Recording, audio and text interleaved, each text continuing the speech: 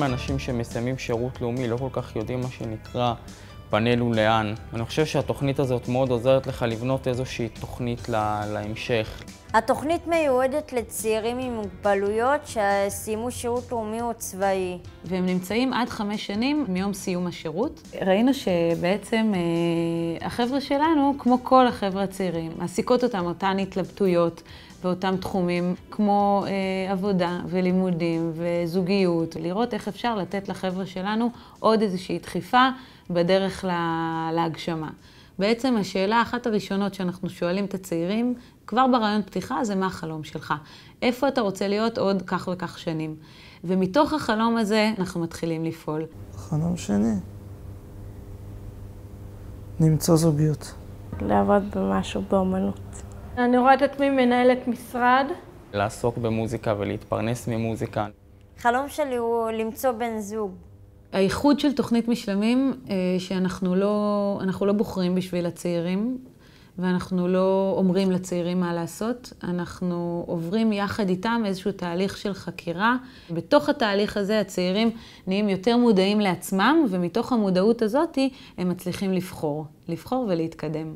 פה זה ממש שינוי בחשיבה, זה פתאום להבין שלילד הזה, כמה שיש לו קשיים ומגבלות, יש לו גם יכולות ויש לו גם רצונות משלו, שאפשר לפתח את זה ואפשר לחזק את זה. כל צעיר או צעירה שמגיעים לתוכנית שלנו נפגשים פעם בשבוע עם רכז או רכזת באזור מגורים שלהם. הרכז או הרכזת הם למעשה יועצים שמלווים אותם בחלומות שלהם, במטרות שלהם. כל אחד בונה לעצמו במסגרת הליווי את הדרך שלו להשיג את אותן מטרות שהוא בוחר. מכל מפגש יוצאים עם עשייה, עם משימה, עם משהו לעשות. מה שהכי תורם זה הפגישה הפרטנית, כי זה 1 על 1 וזה מתעסק בדיוק בדברים שאתה רוצה להשיג ויכול להשיג.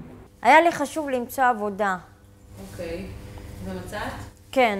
מטרה אחת שאני מאוד מאוד רציתי, זה ללמוד. זה משהו שתוך כדי התוכנית הזאת עלה לי בראש. שאתה רוצה ללמוד? כן. ומה אתה לומד?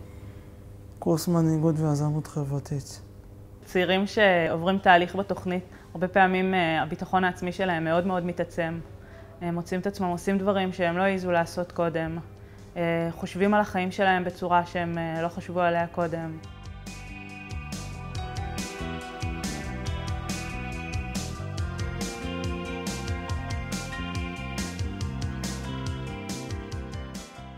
בפגישות אני באמת יכול להעלות כל מיני נושאים ולדבר על מגוון נושאים.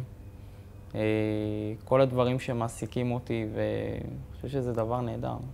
פעם בחודש נפגשים החבר'ה מאותו אזור, ביחד עם אחד הרכזים של אותו אזור, ומנחה מקצועי.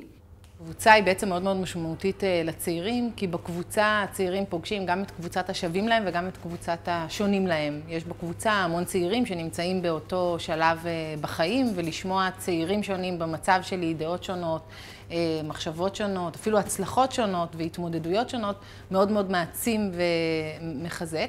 ולהפך, גם לפגוש צעירים במקומות שונים, שהם שונים ממני. יש המון חברויות שנוצרות בתוך הקבוצות האלה, גם בני ובנות זוג, יש לנו כמה זוגות בתוכנית. 1 ל3 חודשים יש לנו יום שהוא יום ארצי שמיועד לכל הצעירים בתוכנית. בסוף השנה יש לנו גם סמינר של 2 ימים, שבמסגרתו אנחנו יוצאים כל הצעירים, כולל לינה. למעשה מסכמים את התהליך שהצעירים עשו במהלך השנה. באמונה שלי התוצאות הן לאו דווקא הכי חשוב. התהליך מפתח. גם פגישות שהן טעונות וגם תקופות שהן קשות, ושנראה כאילו לא קורה בהם כלום, עדיין יש כל הזמן הרגשה של תנועה ושל התקדמות. כשהצעיר בא עם רצון, הוא יכול להפיק אינסוף. הוא יגלה על עצמו עוד המון דברים שאולי לא ידע, או שהוא יגלה את החוזקות שלו שהוא לא האמין שיש בו. תוכנית משלמים נתנה לי מיומנויות. נתן לי יותר ביטחון. משלמים היא נותנת מסגרת שמתאימה למה שאני צריכה.